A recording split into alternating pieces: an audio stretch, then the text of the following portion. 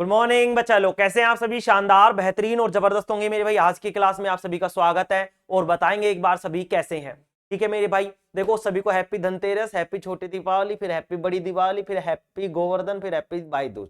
ठीक है, 5 त्योहारों की एक साथ तुम्हें क्या है मेरे भाई, सारी बधाई। तो मेरे भाई 7-8 दिन से क्लासें नहीं हो पाई थी। मैंने तब जब मैं 11 तारीख को मैंने क्लास भी रिकॉर्ड की थी, लेकिन थोड़ी सी दिक्कत आ गई थी, है ना।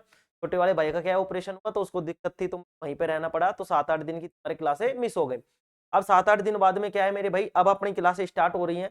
और मैं ये करूंगा कि जो नेक्स्ट वीक है, जैसे ये दिवाली खत्म होगी के बाद में हम 2-2 क्लासें करेंगे। क्योंकि ऐसा है कि मतलब जैसे तुम्हारे 10 या 20 पता नहीं, दिमाग से निकल रहा है, 10-20 नवंबर को तुम्हारी क्या है, अर्धवार्षिक परीक्षाएं शुरू हो जाएंगी। ठीक है, अर्धवार्षिक जो परीक्षा होंगी उनसे पहले मैं एक बार क्या है रिवीजन लेके आऊंगा। फास्ट तरीके से हम रिवीजन करेंगे, कुछ जो जो चीज जैसे पीछे के चैप्टर जो रह रहे हैं हमारे, उसको हम कवर करने की कोशिश करेंगे, ताकि तुम्हारा एक साथ क्या हो सके, पूरा का पूरा रिवीजन हो सके। ठीक है, 13 चैप्टर का पूरा रिवीजन हो सके। अभी हम कौन से चैप्टर में हैं बताओ, कौन से चैप्टर पढ़ रहे हैं अभी अपन? चैप्टर में अभी हम पढ़ रहे हैं मेरे भाई, अभी पढ़ रहे हैं अपन 7वां चैप्टर। मतलब कि अभी 50% ही कोर्स हो पाया है। मतलब हम हमें कोर्स को खींचना है धीरे धीरे, मतलब सिलेबस को आगे लेके चलना है। अभी एग्जाम देखो नवंबर के बाद में दिसंबर, जनवरी, फरवरी, ये मंथ बचेंगे। ठीक है, इनमें क्या करना है, जैसे देखो एक चैप्टर तो अपना ना परावर्तन अपवर्तन वाला ले जाएगा, एक मंथ ही अपना वो ले जाएगा मतलब विद्युत वाला।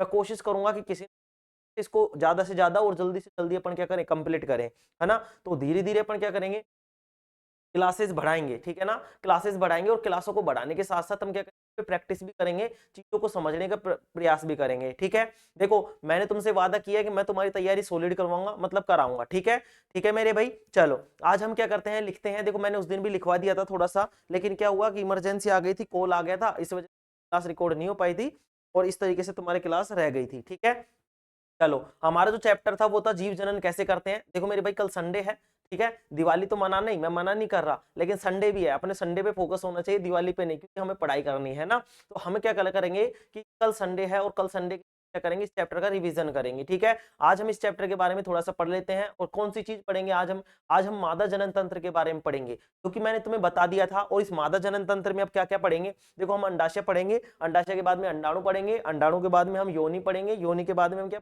बताओ क्या पढ़ेंगे, अंडवाहिनी पढ़ेंगे। ठीक है ना, ये सारी चीजें अपन पढ़ेंगे। ठीक है, चलो मैंने एक एक करके लिखाता जाऊंगा, धीरे धीरे लिखते जाएंगे और समझते जाएंगे।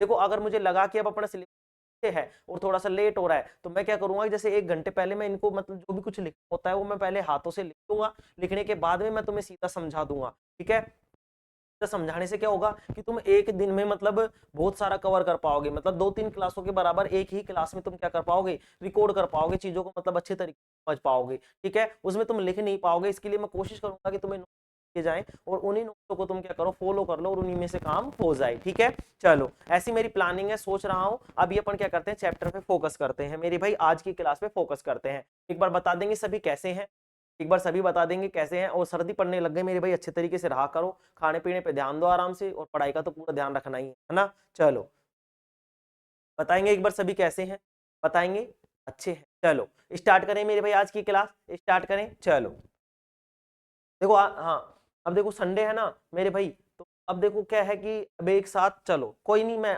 मतलब तुम्हारी क्लासें डल जाएंगी। ठीक है, चलो देखो अपन ने कहाँ तक कर लिया था,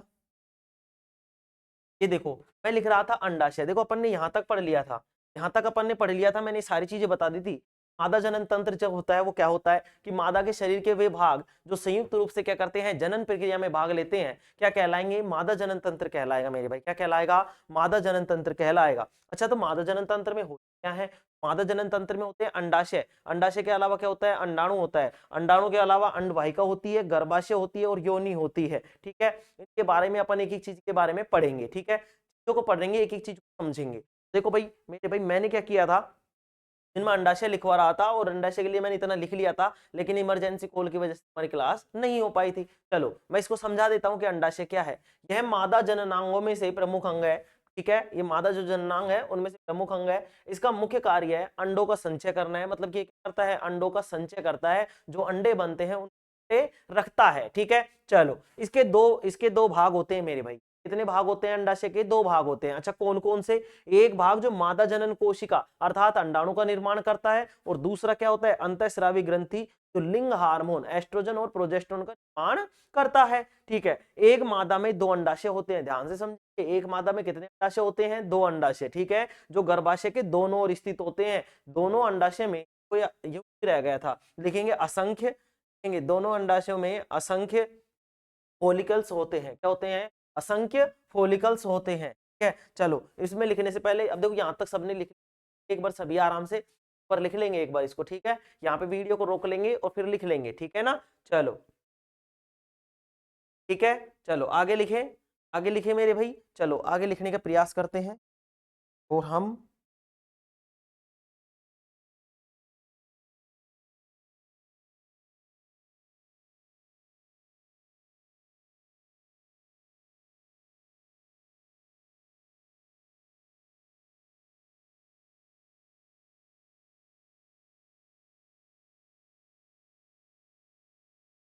चलो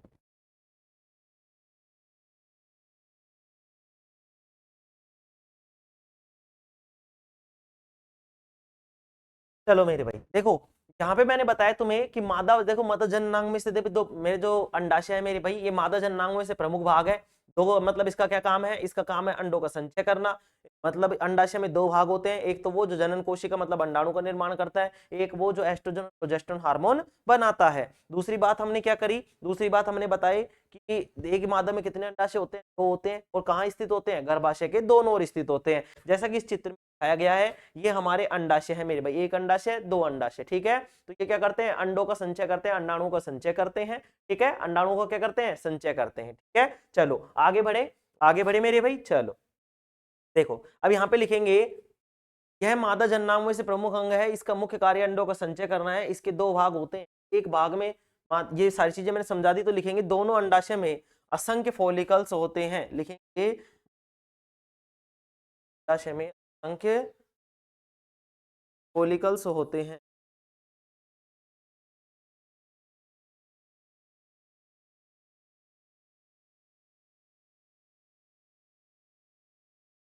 असंख्य क्या होते हैं मेरे? फॉलिकल्स होते हैं।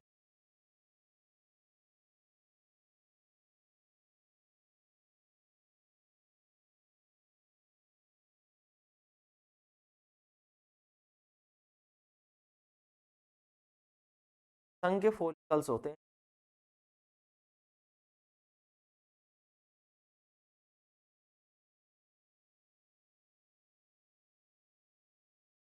ठीक है, असंख्य फॉलिकल्स होते हैं, लिखेंगे असंख्य फॉलिकल्स होते हैं।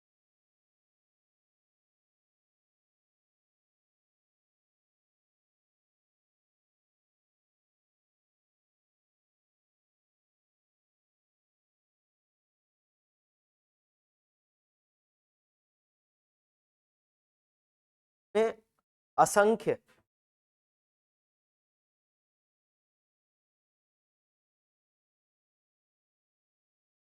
एक मिनट, है ना मेरे भाई? सभी को, सभी को दिख रहा है? परिपक्व अंडाणु होते हैं।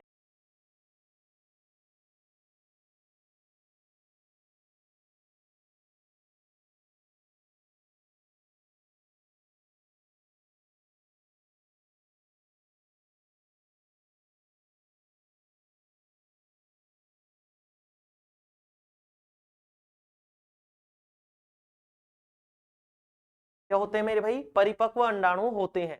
मेरे भाई क्या होता है कि दोनों जो अंडाशय हैं उनमें असंख्य फॉलिकल्स होते हैं, मतलब कि बहुत सारे होते हैं, अनगिनत होते हैं, जिनका हमें पता नहीं है। ठीक है, जिनमें जिसमें क्या होता है मेरे भाई? परिपक्व अंडाणु होते हैं। लिखेंगे वह अंडाणु जो परिपक्व हो जाता है, लिखेंगे वह अंडाणु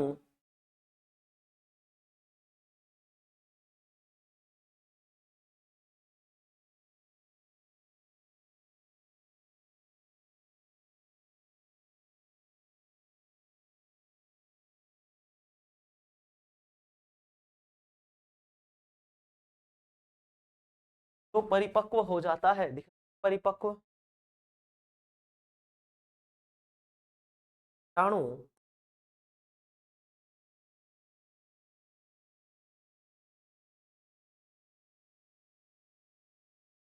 जो परिपक्व होता है, हाँ यह अंडाणु जो परिपक्व होता है या हो जाता है, लिखेंगे। देखो मेरे भाई आज थोड़ा सा अजीब लग सकता है क्योंकि काफी दिन बाद में क्लास हुई है ना, थोड़ा सा अजीब लग सकता है, काफी दिन बाद में क्लास हुई है, अपन फिर से आएंगे। वह अंडाणु जो परिपक्व क्या होता है, परिपक्व हो जाता है,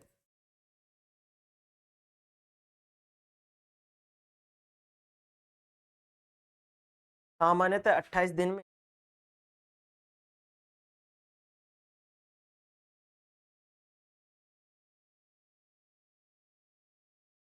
सामान्यतः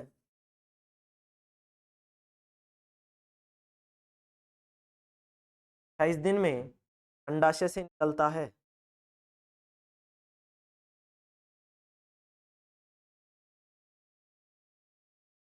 निकलता है, अंडाशय से निकलता है। ठीक है मेरे भाई, कहां से निकलता है, 28 निकलता है, और लिखेंगे निकलता है, यह अंडाणु, यह अंडाणु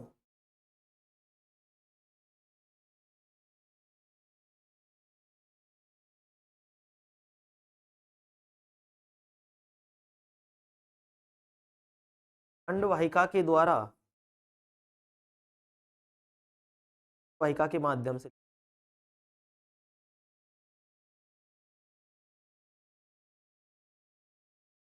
अंडवाहिका के माध्यम से क्या होता है मेरे भाई, अंडवाहिका के माध्यम से कहां पहुंच जाता है, गर्भाशय में पहुंच जाता है। यह अंडाणु अंडवाहिका के माध्यम से कहां पहुंच जाता है, बताओ कहां पहुंच जाता है, गर्भाशय तक पहुंचता है, लिखेंगे यह अंडाणु अंडवाहिका के माध्यम से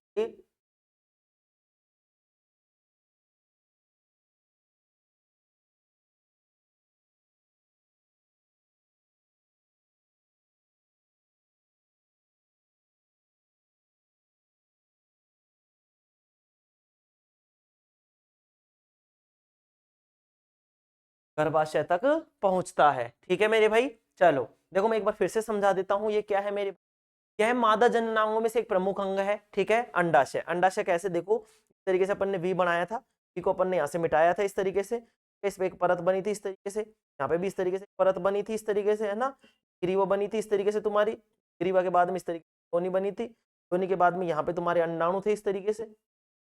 ठीक है, इस तरीके से तुम्हारे अंडवाहिनी थी, रही थी अंडवाहिनी, हाँ है ना, इस तरीके का चित्र था अपने पास, इस तरीके से चित्र था मेरे भाई। देखो समझेंगे अभी, ऐसा नहीं है गुरुजी आपने तो फिक्स ऐसे बना दिया, नहीं, यहाँ पे देखो ये जो थे, ये थे तुम्हारे अंडाणु, क्या थे, अंडाणु। अब मेरे भाई ये क्या है, देखो समझ, सॉरी ये है अंडाशय, क्या है मेरे भाई, अंडाशय। अंडाशय में क्या होते हैं, अंडाणु होते हैं। इन अंडाशयों में क्या होंगे मेरे भाई, ये अंडाशय पहले तो बताएंगे कितनी संख्या है, गुरुजी 2 है। ठीक है, अच्छा ये कहाँ है, ये गर्भाशय हो गया, तो गर्भाशय के एक तरफ तो ये है, एक तरफ ये है, तो गर्भाशय के दोनों ओर होते हैं। ठीक है, दूसरी बात क्या याद रखेंगे, दूसरी ये याद रखेंगे, इनमें क्या होता है, अंडाणुओं का संचय होता है। क्या होता है, अंडाणुओं का संचय होते हैं। मादा जो जननांग है इसका क्या है, ये प्रमुख अंग है मेरे भाई, क्योंकि अंडे ही तो बनते हैं मादा जननांग में, अंडे के बाद में निषेचन वगैरह सारी चीजें होती हैं। ठीक है, अच्छा इस अंडाशय के 2 भाग होते हैं, कितने भाग होते हैं, 2। ठीक है, अंडाणुओं की संख्या 2 होती है, लेकिन अंडाशयों के भाग कितने होते हैं, 2। एक भाग तो क्या करता है मेरे भाई, एक भाग तो क्या बनाता है, मादा की जनन कोशिका बनाता है, और दूसरा क्या करता है, एस्ट्रोजन और प्रोजेस्टेरोन हार्मोन को रिलीज करता है। ठीक है, आगे देखो, ये यहां तक अपन ने समझाया था। अब देखो इसको एक बार रीडिंग करा देता हूं, और फिर मेरे भाई अब अपन पढ़ाना स्टार्ट करेंगे सही तरीके से, अभी अगला टॉपिक। ठीक है, देखो यह मादा जननांगों में, देखो यह मादा जननांगों में से प्रमुख अंग है, इसका मुख्य कार्य अंडों का संचय करना है मेरे भाई। क्या काम करना है, अंडों का संचय करना है, मतलब कि अंडों को क्या करता है, संचित करता है। एक भाग, इसके 2 भाग होते हैं, एक भाग में मादा जनन कोशिका अर्थात अंडाणु का निर्माण करता है, दूसरा अंतःस्रावी ग्रंथि जो कि लिंग हार्मोन एस्ट्रोजन और प्रोजेस्टेरोन का निर्माण करता है। एक मादा में 2 अंडाशय होते हैं जो गर्भाशय के दोनों ओर स्थित होते हैं, दोनों अंडाशय में असंख्य फॉलिकल्स होते हैं जिसमें परिपक्व अंडाणु होते हैं। वे अंडाणु जो परिपक्व हो जाते हैं सामान्यतः 28 दिन में अंडाशय से निकल जाते हैं मेरे भाई। यह अंडाणु अंडवाहिका के माध्यम से कहां पहुंच जाता है, गर्भाशय तक पहुंच जाता है। एक बार और समझ लेंगे, देखो यहाँ पे क्या होगा, यहाँ पे इस तरीके से तुम्हारे मेरे भाई अंडाणु बनेंगे, क्या बनेंगे, अंडाणु, ये तुम्हारे पास बन गए अंडाणु, क्या बन गए, अंडाणु। अब ध्यान से समझेंगे कि अंडाशय में क्या होते हैं, असंख्य फॉलिकल्स होते हैं, क्या होते हैं, असंख्य फॉलिकल्स। अब इन असंख्य फॉलिकल्स में क्या होते हैं, ये अंडाणु क्या होते हैं, ये अंडाणु परिपक्व होते हैं मेरे भाई। क्या होते हैं? अंडाणु परिपक्व हो जाते हैं, मतलब पकना शुरू कर देते हैं। जब इनका 28 दिन का टाइम हो जाता है, ये अंडे परिपक्व हो जाते हैं, पक जाते हैं, तो मेरे भाई ये क्या करते हैं? अंडाणु से मतलब अंडाशय से बाहर निकलते हैं, और अंडाशय से बाहर होकर इस अंडवाहिनी के माध्यम से कहाँ पहुंच जाते हैं? गर्भ में पहुंच जाते हैं। कहाँ पहुंच जाते हैं मेरे भाई? गर्भ में पहुंच जाते हैं। ठीक है, ये बात इसने कही है। कोई दिक्कत इसमें किसको बताएंगे? कोई दिक्कत इसमें किसको? कोई दिक्कत नहीं।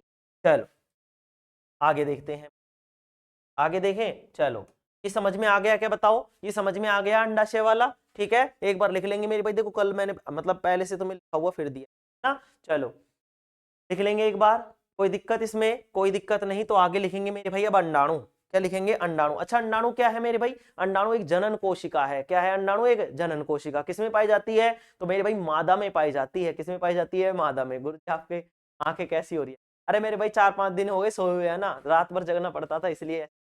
चलो हो जाएंगी सब, ठीक है। तुम तो इधर देखो, तो ऑपरेशन हुआ था तो वहां सब समस्याएं। ठीक है, चलो दूसरा लिखेंगे मेरे भाई, अंडाशय के बाद में लिखेंगे,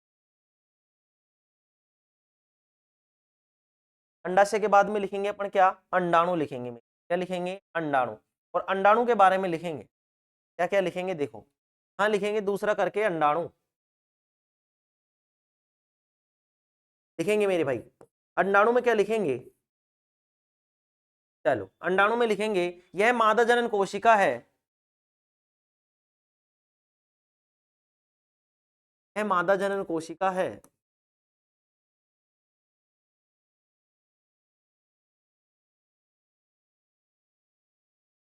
यह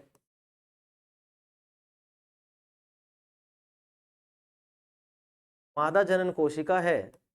ठीक है, ये क्या है मेरे भाई? मादा जनन कोशिका है। और इसका निर्माण कहाँ होता है? लिखेंगे लिखेंगे लिखेंगे, अंडाणु का निर्माण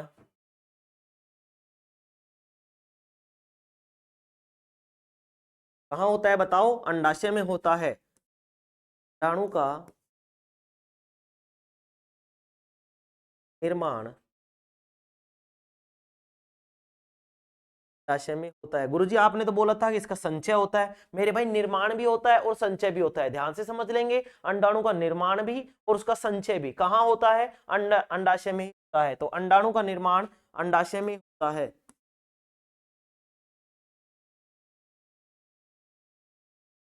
अंडाशय में होता है। है कहाँ होता है? अंडाशय में होता है। आगे देखेंगे मेरे भाई, आगे देखेंगे, इसी में लिखेंगे इसका जीवन काल। लिखेंगे इसका जीवन काल कितना होता है? 2-3 दिन का। ठीक है, तो लिखेंगे इसका जीवन काल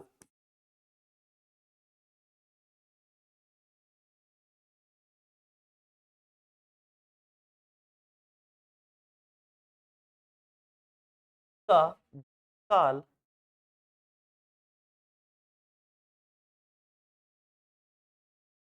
का जीवन काल, यहाँ का जीवन काल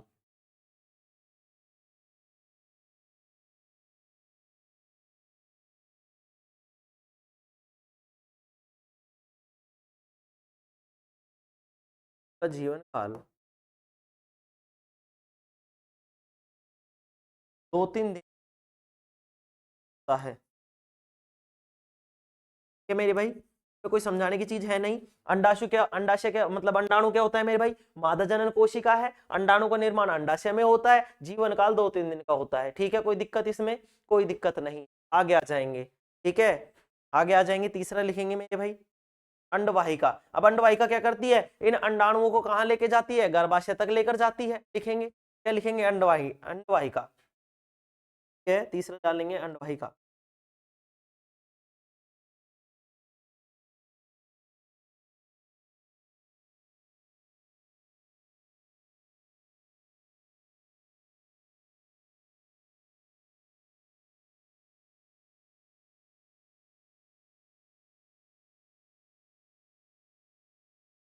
लिखेंगे अंडवाहिका।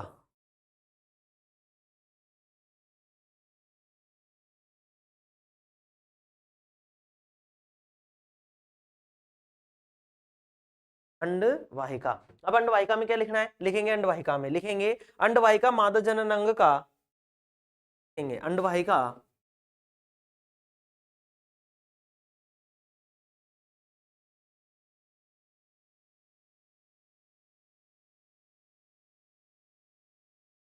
मादा जनन अंग का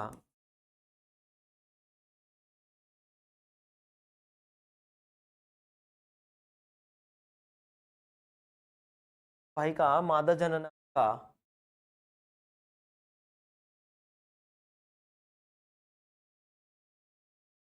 नलिकाकार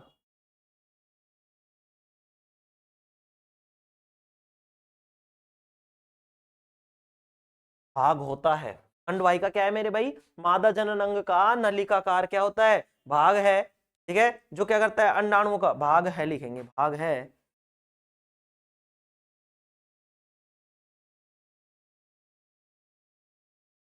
जो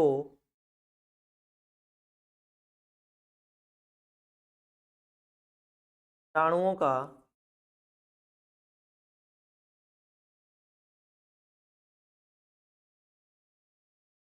वहन करता है।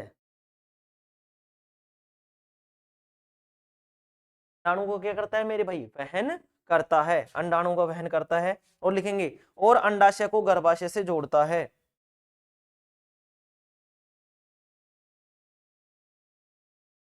यह को अंडाशय को गर्भाशय से जोड़ता है, तो लिखेंगे यह अंडाशय को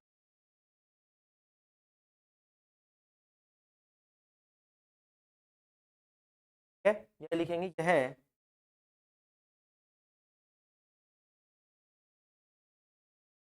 अंडाशय को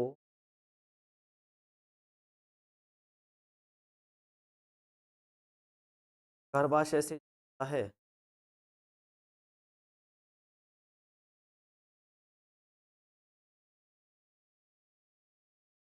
अंडाशय को गर्भाशय से जोड़ता है, अर्थात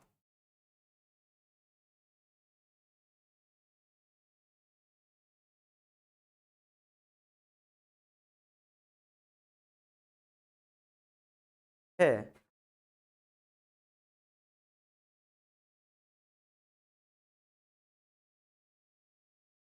अंडाणुओं को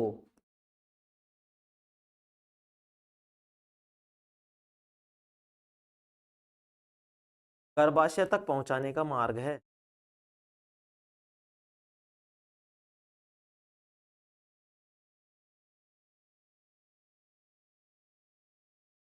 गर्भाशय तक पहुंचाने का क्या है मेरे भाई, मार्ग है।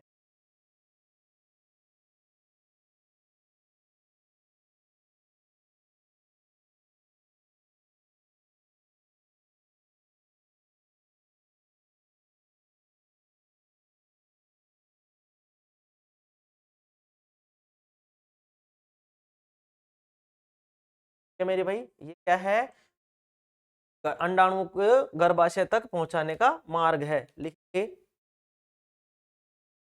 सेचन की क्रिया, नोट डालकर लिखेंगे, ये चीज नोट डालकर लिखेंगे, नोट डालेंगे हम,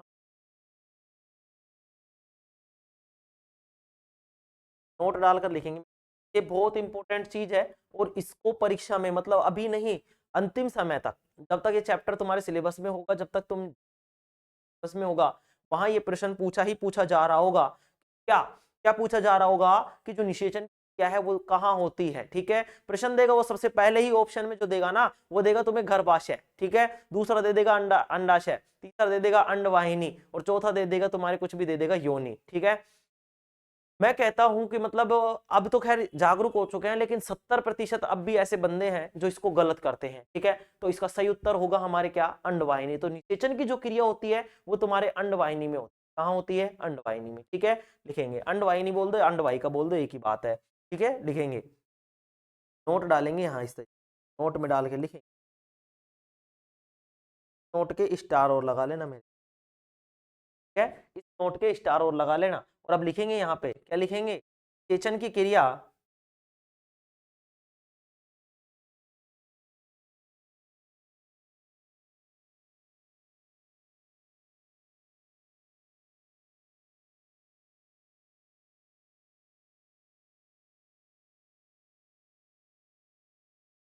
निषेचन की क्रिया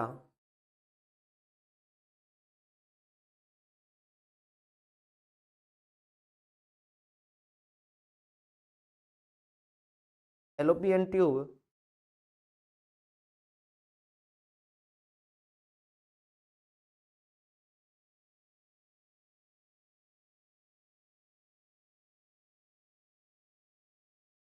या फैलो ब्रैकेट में लिख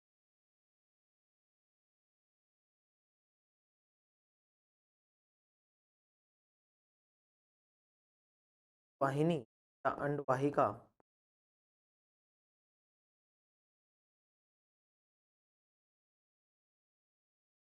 है। निषेचन की क्रिया फैलोपियन ट्यूब अंडवाहिनी वाहिका,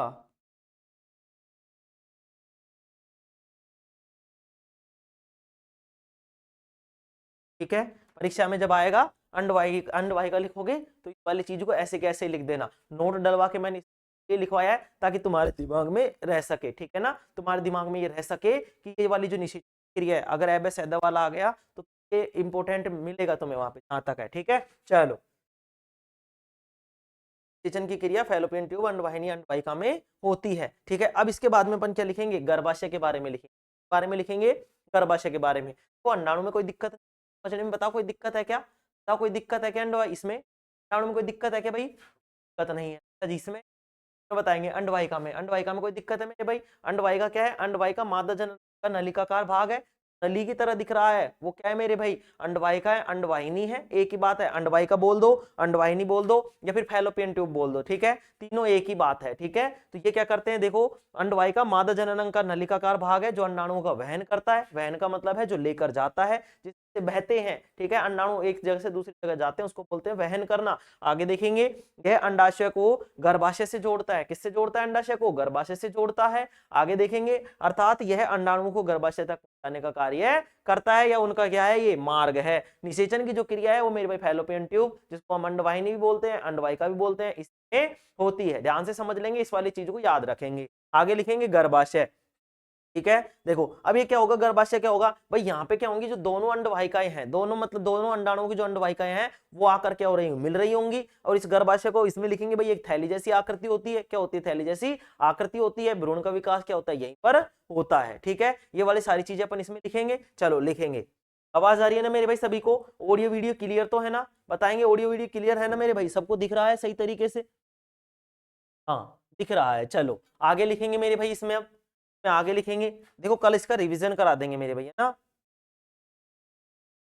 देखो ये दोनों क्लासें तुम्हारे ऐसा हो सकता है कि एक साथ डल जाए, क्योंकि आज थोड़ा सा टाइम, क्या पता कल सुबह तुम, तब कल ये दोनों की दोनों क्लासें डल जाए, ठीक है। थोड़ा थोड़ा सा गैप देकर मैं डाल दूंगा, मतलब दो क्लासेस सैटरडे और संडे साथ कर, ठीक है ना। चलो अब लिखेंगे, इसमें क्या लिखेंगे बताओ, गर्भाशय लिखेंगे,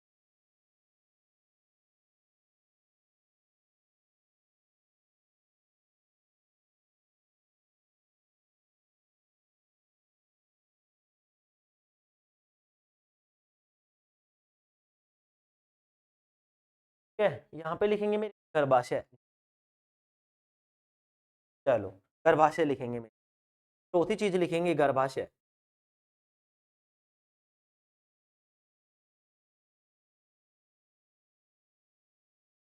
ठीक है। इसमें लिखेंगे मेरे भाई, दोनों अंडवाहिकाएं,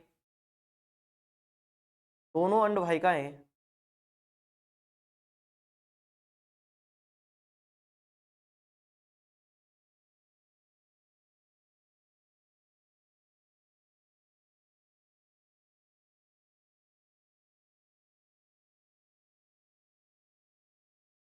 दोनों अंडवाहिकाएं संयुक्त होकर,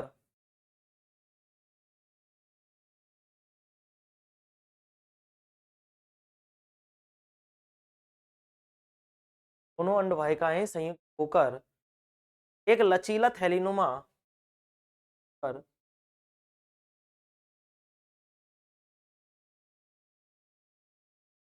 का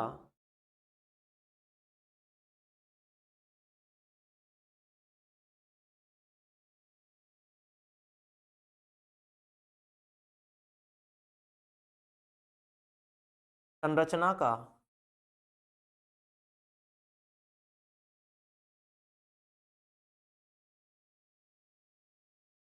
निर्माण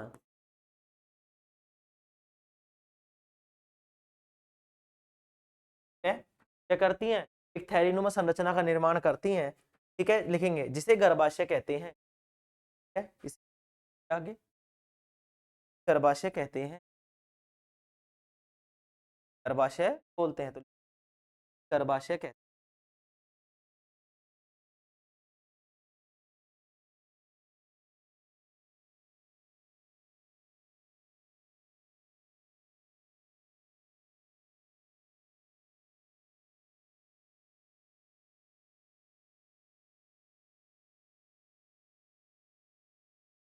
गर्भाशय कहते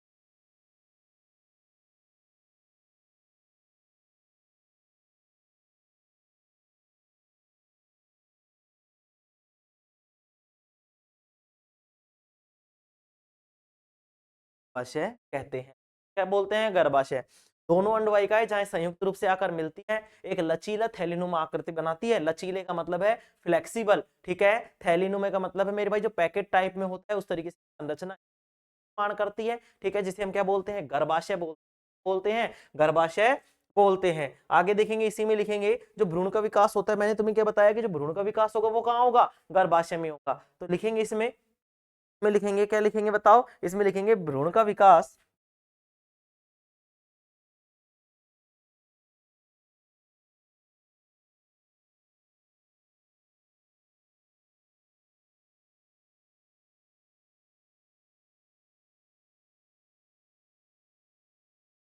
का विकास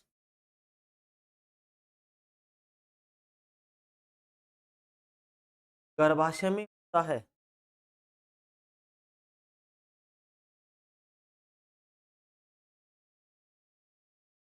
गर्भाशय में होता है, तो भ्रूण का विकास कहाँ होता है, गर्भाशय में होता है। देखो हर लाइन से प्रश्न बनेगा, हर लाइन से प्रश्न बनेगा। कैसे बनेगा, ये पूछ लेगा कि दो अंडवाहिकाएं जब मिलती है, जब संयुक्त रूप से मिलती है तो किसका निर्माण करती है, तो हम बताएंगे गर्भाशय का निर्माण करती है, ठीक है। या फिर पूछ लेगा यहाँ से कि मतलब यहां से दे देगा दोनों अंडवाहिकाएं संयुक्त होकर एक लचीला थैलीनुमा संरचना का निर्माण करती हैं, जिसे कहते हैं, क्या कहते हैं, खालिस्तान दे देगा तो अपन आ जाएगा गर्भाशय। अच्छा, दूसरा प्रश्न पूछ लेगा, क्या एबेसैदय में क्या पूछ लेगा कि भ्रूण का विकास खालिस्तान में होता है, तो दे देगा अंडवाहिनी, अंडाशय, योनि और फिर कुछ भी दे देगा गर्भाशय। तुम्हें याद रखना है कि विकास कहाँ होगा, गर्भाशय में होगा। निषेचन की क्रिया कहाँ होगी, अंडवाहिनी में होगी। दोनों चीजों को समझकर चलेंगे मेरे, है ना। तो भ्रूण का अगर वो पूछे कि भाई भ्रूण के लिए जो निषेचन की क्रिया है, भ्रूण के लिए जो निषेचन की क्रिया है वो कहाँ होगी, फैलोपियन ट्यूब में होगी, अंडवाहिनी में होगी, अंडवाहिका में होगी। लेकिन इसका विकास जो होगा ना, ये विकास मतलब कि जो भ्रूण मतलब जो बच्चा बनेगा, वो जो बनने की जो प्रक्रिया है उसका जो विकास होगा वो कहाँ होगा, गर्भाशय में होगा मेरे भाई। कहाँ होगा, गर्भाशय में होगा, ठीक है। लिखेंगे,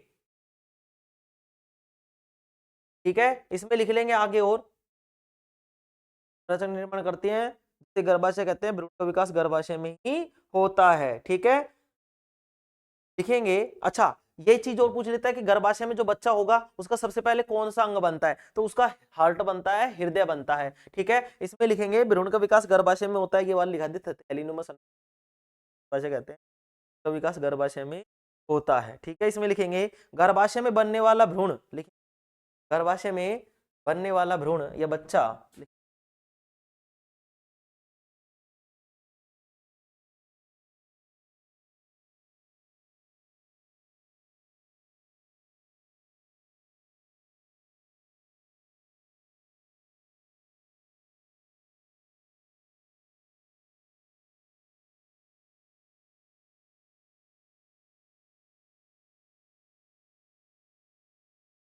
वाला भ्रूण या बच्चा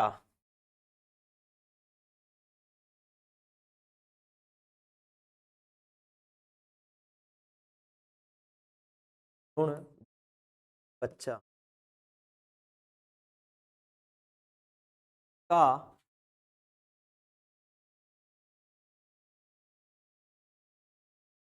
सबसे पहले क्या बनता है बताओ, हृदय बनता है।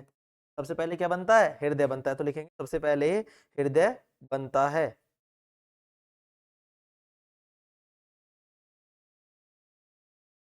क्या लिखेंगे।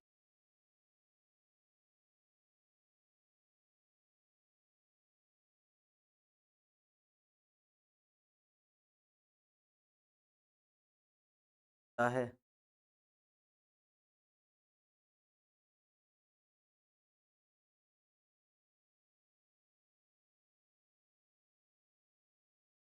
सबसे पहले क्या बनता है? हृदय। अच्छा, ये किससे ढका होता है? इस होती है जिसको क्या बोलते हैं हम?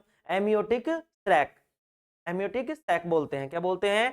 Amitotic sac. ठीक है, तो लिखेंगे गर्भाशय के अंदर, लिखेंगे गर्भाशय के अंदर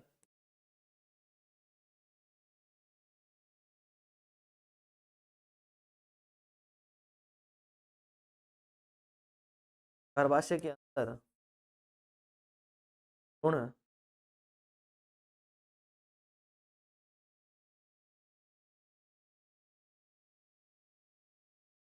एमियोटिक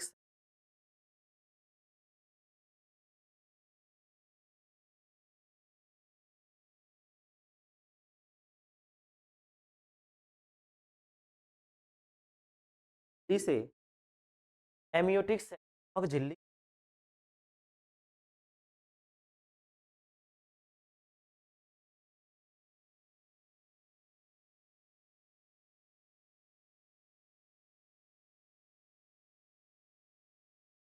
ढका होता है।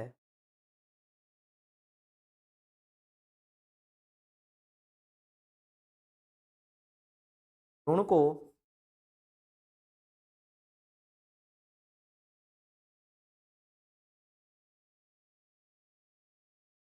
जन या पोषण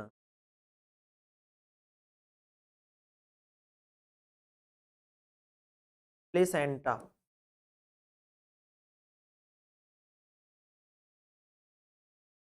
प्लेसेंटा जिसको हम बोलते हैं गर्भनाल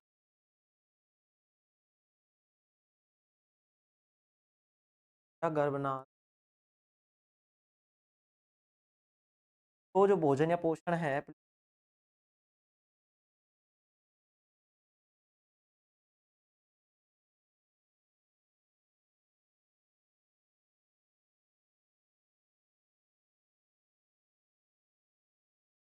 गर्भनाल के द्वारा मिलता है।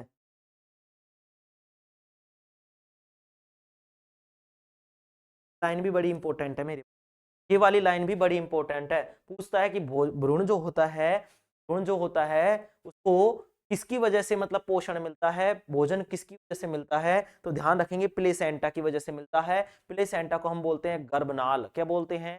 गर्भनाल। गर्भनाल का मतलब है एक नली टाइप में होती है, ठीक है ना? जो तुम्हारी ये नाभि होती है, नाभि आपने देखा होगा, जो छोटे बच्चे होते हैं पैदा होते हैं, एक नाड़ निकलती है, उनको अपन कहते हैं कि इसकी नाड़ गड़ाई की रस्म है ना? एक रस्म चलती है नाड़ गड़ाई की।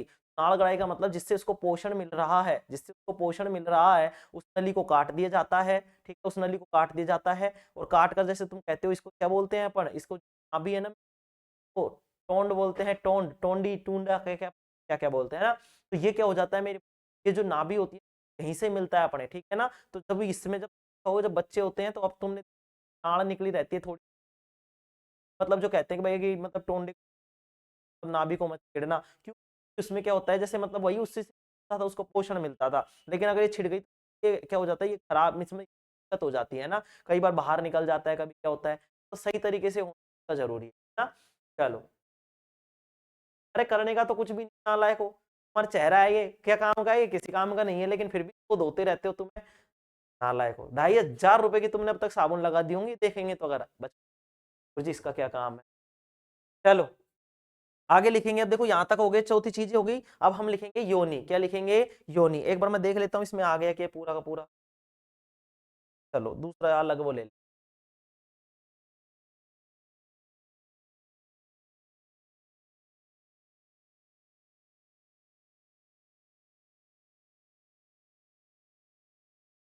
सभी को दिख रहा है ना मेरे भाई? चलो, ये यहाँ तक अपन ने कर लिया। यहाँ तक कोई चीज की दिक्कत है तो बताएंगे। देखो एक बार समझा देता हूं। गर्भाशय, दोनों अंडवाहिकाएं संयुक्त होकर एक लचीला थैलीनुमा संरचना का निर्माण करती है, मतलब थैली टाइप में बनाती है, इसे हम गर्भाशय कहते हैं। भ्रूण का विकास गर्भाशय में होता है। गर्भाशय में जो बनने वाला हमारे भाई मेरे पास क्या है? भ्रूण है, जो बच्चा है, ठीक है। तो सबसे पहले कौन सा भाग बनता है? तो हृदय बनता है। गर्भाशय के अंदर जो होती है, मतलब जो भ्रूण होता है, वो कौन सी झिल्ली के द्वारा ढका होता है? तो मेरे भाई एमियोटिक सैक नामक झिल्ली द्वारा ढका होता है। बात, भ्रूण को जो भोजन या पोषण है वो प्लेसेंटा मतलब गर्भनाल के द्वारा मिलता है। ठीक है, कोई दिक्कत यहां तक किसी को बताएंगे? कोई दिक्कत यहां तक किसी को? कोई दिक्कत नहीं। आगे बढ़ते हैं मेरे भाई, आगे बढ़ते हैं और आगे लिखेंगे योनि।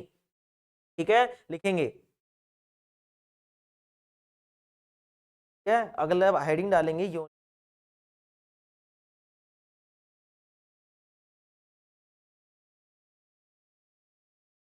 तो यहां तक कोई चीज की समझ में नहीं आई हो तो बताएंगे, वैसे कोई समझने की चीज है नहीं, जो समझाने की चीज है बता दी। किस तरीके से प्रश्न बनेगा ये मैंने बता दिया, है ना। तो प्रश्नों पे ध्यान देंगे, किस तरीके से प्रश्न बनेगा, हमको प्रश्नों पे फोकस करना है मेरे भाई। ठीक है, समझाने की चीज वो मैं समझा रहा हूँ, ऐसी कोई चीज नहीं समझा रहा, एक एक चीज को मैं समझाने का प्रयास कर रहा हूँ मेरे। चलो लिखेंगे मेरे भाई, अब लिखेंगे पांचवी चीज, भ्रूण। पांचवी चीज, पांचवी चीज है सभी को,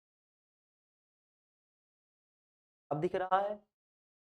अब लिखेंगे योनि, लिखेंगे पांचवी चीज क्या थी,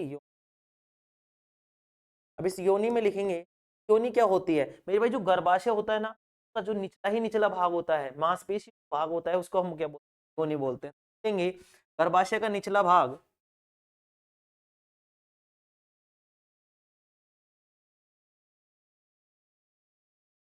गर्भाशय का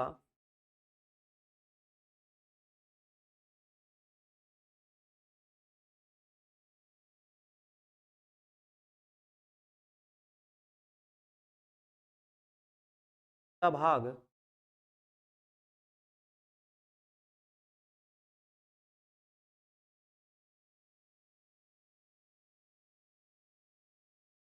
गर्भाशय का निचला भाग लिखेंगे एक सक्रिय एवं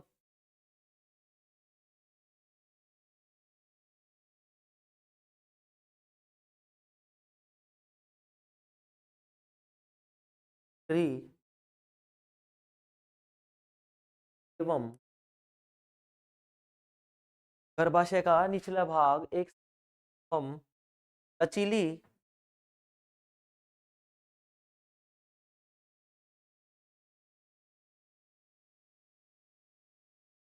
नलिका है।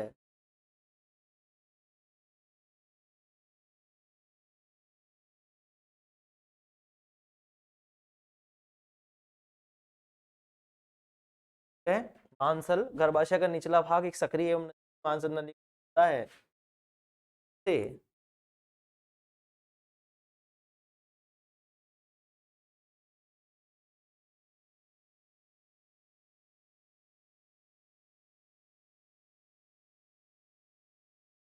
योनि कहते हैं। क्या कहते हैं? योनि।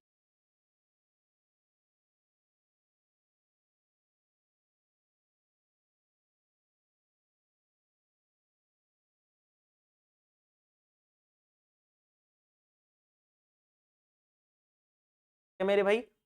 चलो बताओ, यहां तक कोई दिक्कत है किसी को भाई? ये सारी चीजें अपन ने पढ़ ली है, मादा जनन तंत्र की जो सारी चीजें थी वो अपन ने पढ़ ली है। ठीक है, अब हम जो आज पढ़ेंगे वो मेरे भाई, अब हम पढ़ेंगे निषेचन। क्या पढ़ेंगे?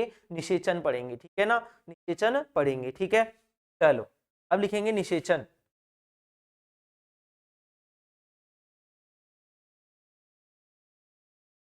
भाई निषेचन से पहले मैं सोच रहा हूँ तुम्हें एक बार वो करा दूं,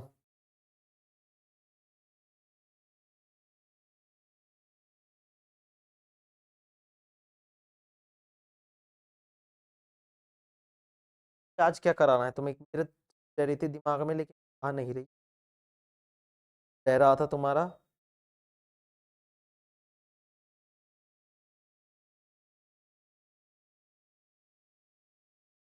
क्या रह रहा था बताओ?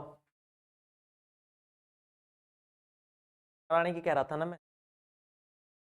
विभाजन, अर्धसूत्री और समसूत्री वाली चीजें लिखी। चलो हेडिंग डालो मेरे भाई, समसूत्री तथा अर्धसूत्री कोशिका विभाजन, है ना, ये वाली चीज रह रही थी ना तुम्हारी। चलो तो भी करा देता हूँ आज, बाद में फिर अपन पढ़ेंगे नीचे, बाद में अपन क्या पढ़ेंगे, पढ़ेंगे। चलो हेडिंग डालेंगे मेरे भाई सबसे पहले आप,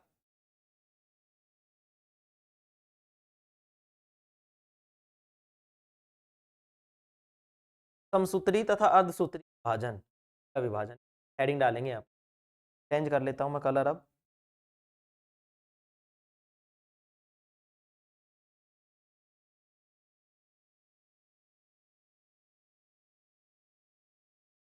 चलो हेडिंग डालेंगे समसूत्री तथा, भाई तुम्हें पता तो होना चाहिए कैसा होता है समसूत्री अर्ध को अर्धसूत्री। हाँ,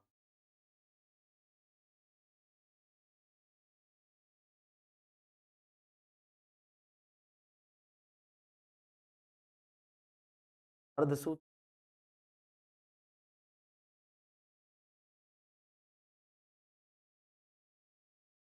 समसूत्री तथा अर्धसूत्री विभाजन।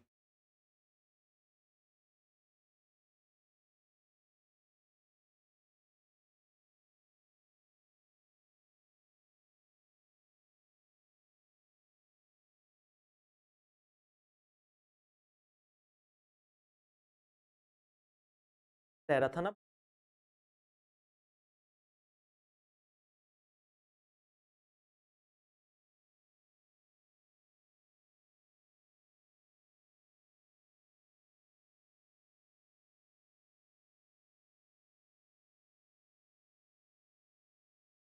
स्त्री था स्त्री का विभाजन में है समसूत्री तथा अर्धसूत्री का विभाजन में अंतर। ठीक है, चलो इसमें लिखेंगे पहले तो, इधर लिखेंगे समसूत्री, इधर लिखेंगे अर्धसूत्री, ठीक है ना। चलो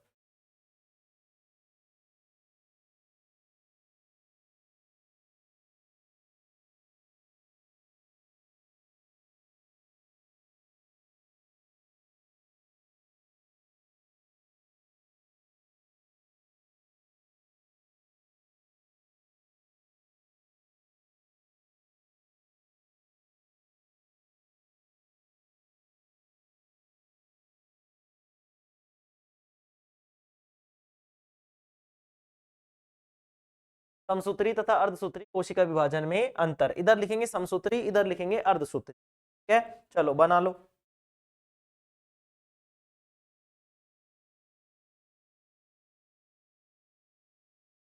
बना लेंगे, इधर लिखेंगे समसूत्री, इधर लिखेंगे अर्धसूत्री, ऐसे देंगे लाइन।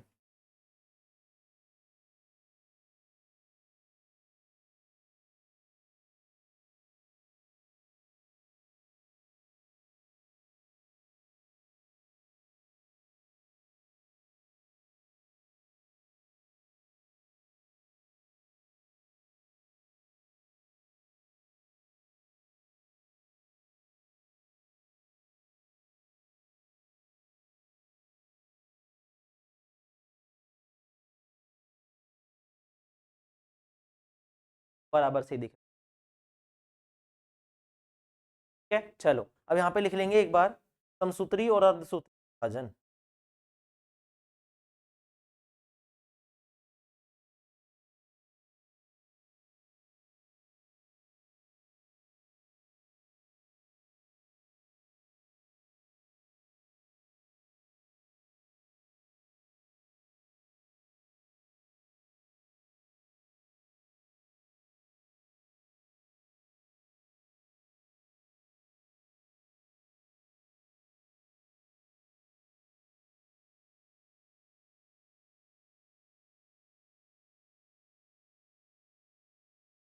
लिखेंगे यहाँ पे, है ना। चलो लिखेंगे समसूत्री विभाजन,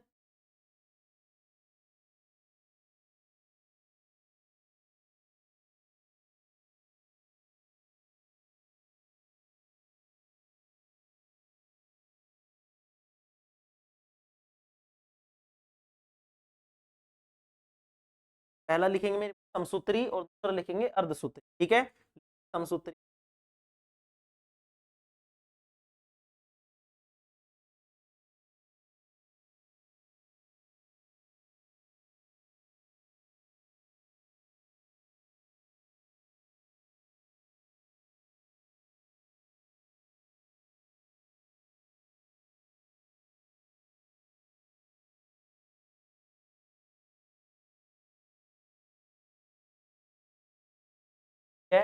दूसरा लिखेंगे अर्धसूत्री।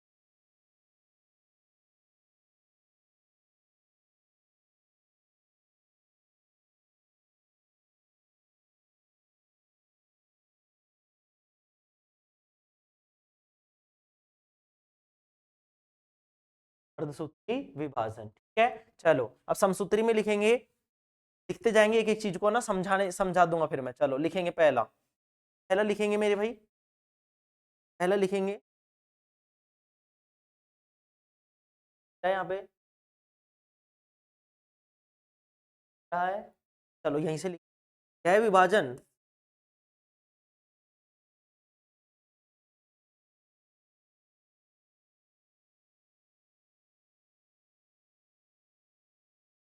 कायिक कोशिका में होता है मेरे भाई।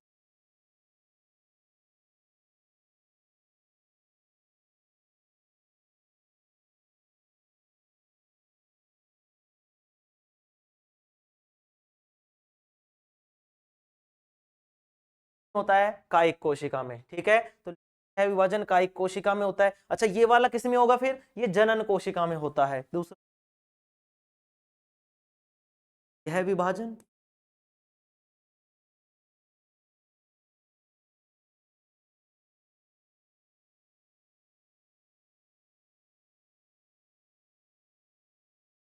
विभाजन किस में होता है, जनन कोशिका।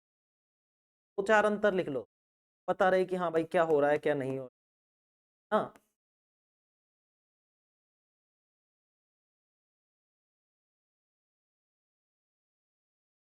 ठीक है, यह विभाजन किस में होता है, जनन कोशिका में होता है, ठीक है ना। चलो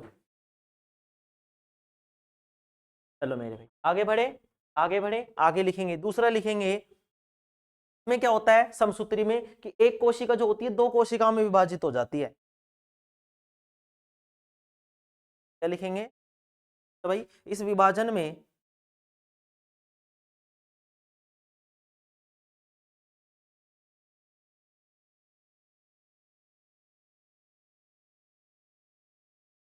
विभाजन में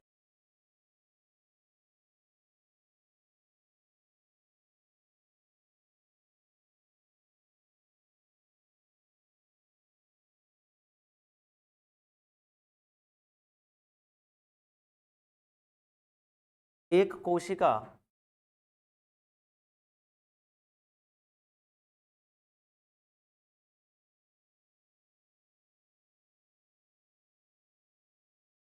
दो कोशिका विभाजित हो जाती है, दो कोशिकाओं,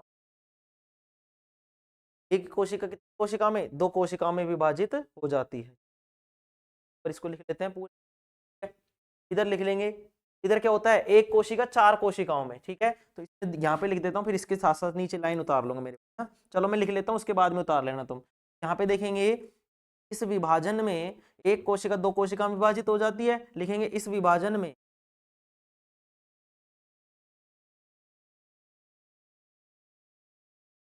विभाजन में एक कोशिका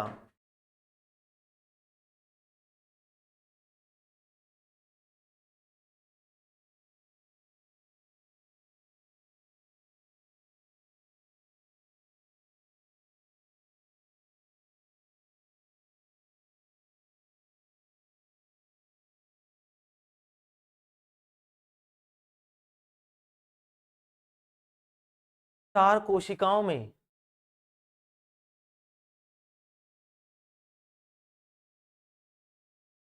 इस विभाजन में एक कोशिका दो कोशिकाओं में, इस विभाजन में एक कोशिका चार कोशिकाओं में विभाजित हो जाती है मेरे, हाँ? विभाजित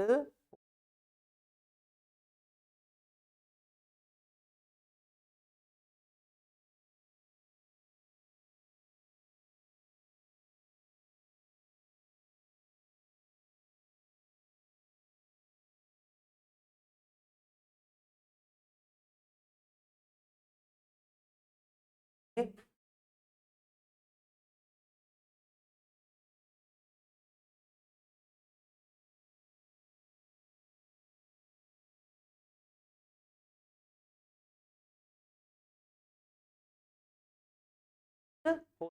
है ना। चलो अब तीसरी चीज क्या लिख लेंगे मेरे भाई, ठीक है, इसमें लिखेंगे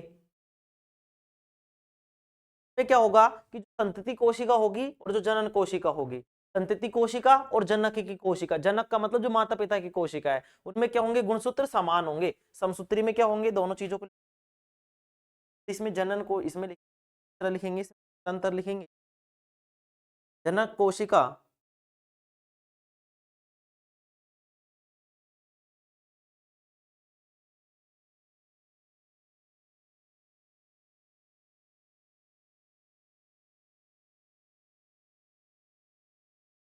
का तथा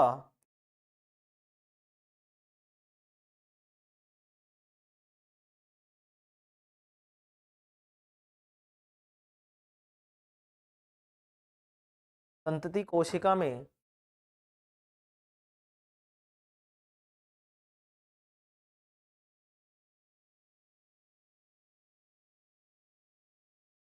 गुणसूत्र समान होते, सूत्र की संख्या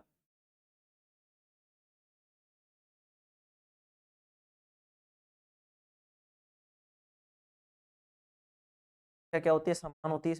जनक कोशिका तथा संतति कोशिका में गुणसूत्रों की संख्या समान नहीं होती, इसमें समान होती है तो इसमें मतलब क्या होती है, आधी होती है, समान नहीं होती। देखेंगे संतति कोशिका में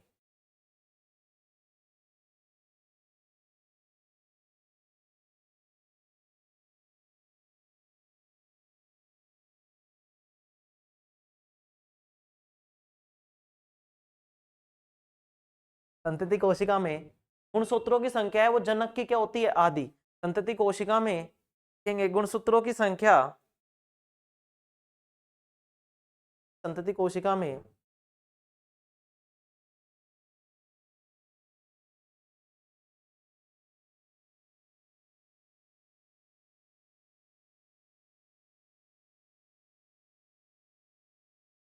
की संख्या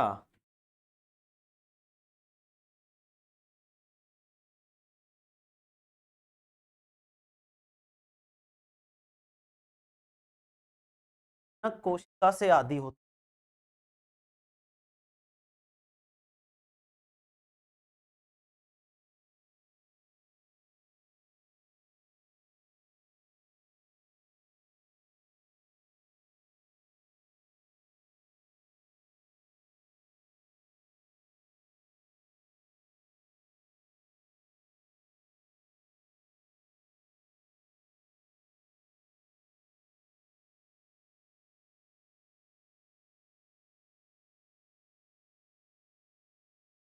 आधी होती क्या मेरे भाई।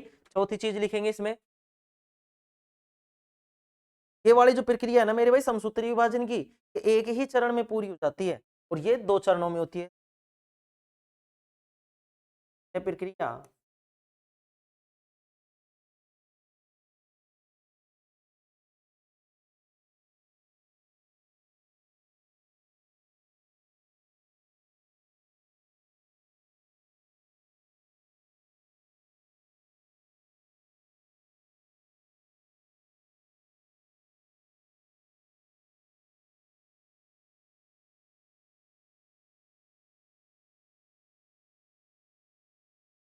क्या तो लिखेंगे, हाँ,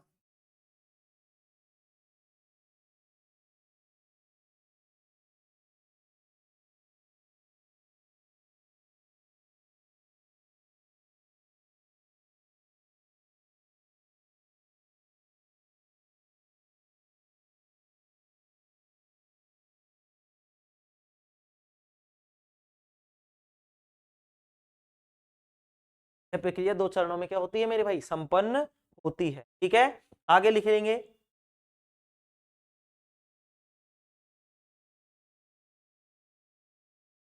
विभाजन है मेरे भाई, ये लैंगिक और अलैंगिक दोनों प्रकार के जननों में होता है, लेकिन ये वाला अर्धसूत्री लैंगिक जनन में होता है ना।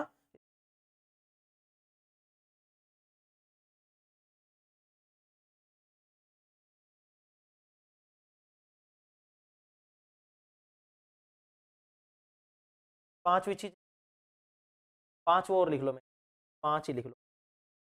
पांचवे में प्रकार का विभाजन,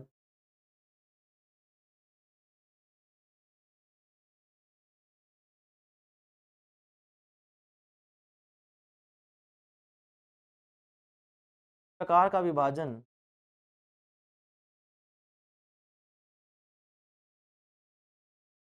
दोनों प्रकार, इस प्रकार का विभाजन दोनों प्रकार, लैंगिक तथा अलैंगिक।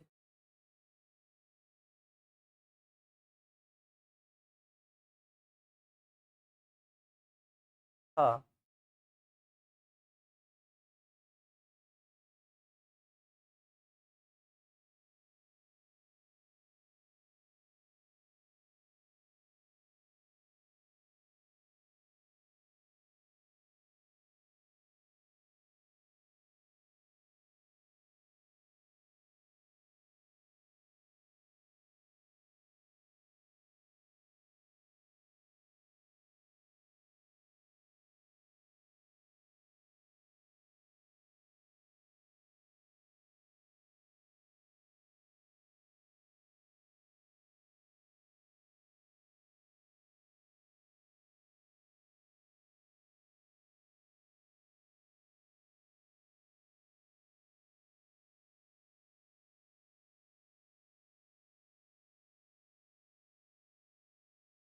ठीक है।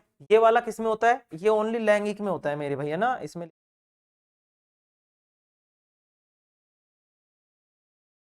पांचवा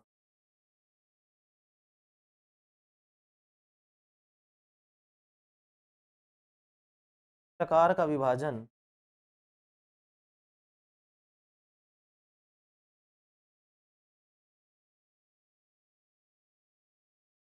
फल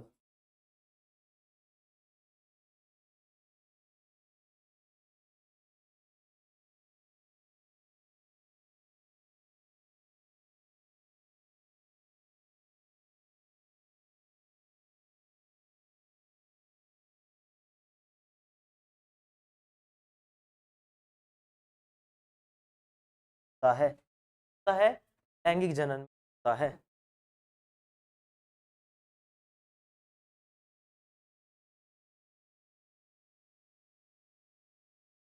लैंगिक जनन में होता है, ठीक है। चलो, ये हो गई तुम्हारे मेरे भाई समसूत्री और अर्धसूत्री विभाजन का लफड़ा थोड़ा।